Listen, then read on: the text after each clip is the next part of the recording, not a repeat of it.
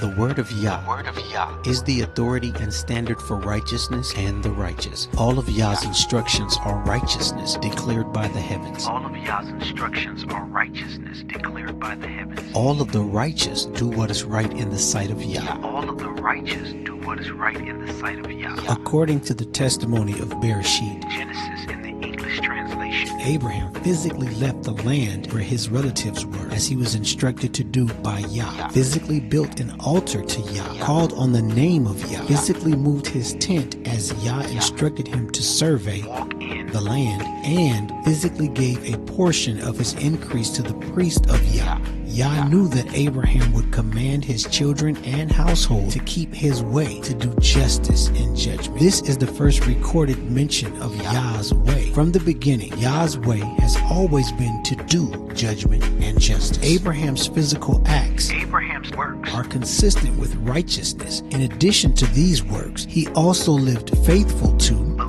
Yah's promise of an heir from his loins and descendants too numerous to count. This was added, accredited to, and consistent with the righteousness he was already exhibiting. Abraham faithfully practiced righteousness for the rest of his life. This is an example of being full of faith.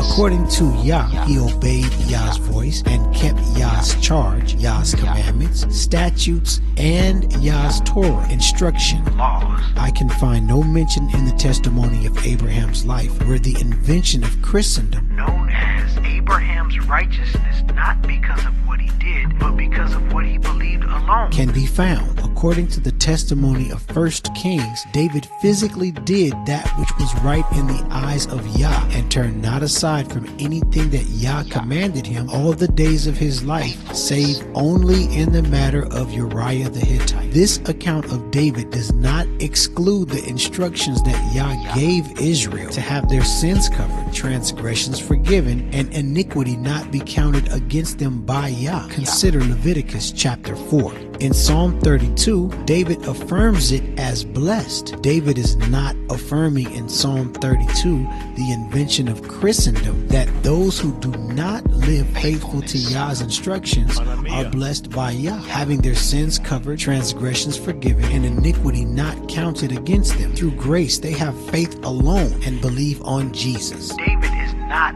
affirming this invention of Christendom in Psalm 32. Righteousness apart from Independent of living faithful to Yah's instruction, aka works, has historically been the righteousness attributed to the doctrine of a Pharisee. The traditional doctrine of righteousness salvation, being a free gift nullifies the effect of Yah's Torah and testimony, which repeatedly describes righteousness as the right choice, commitment, and Yah's salvation, deliverance, preservation as its reward. A reward is not commonly equivalent to a gift. they are not synonymous. The popular tradition Doctrine of Christendom that identifies righteousness as a free gift, impossible to earn, achieved by living according to Yah's Torah, is traditionally attributed to a Pharisee. The righteousness, doctrine, and tradition of Pharisees are not for those who are entering Yah's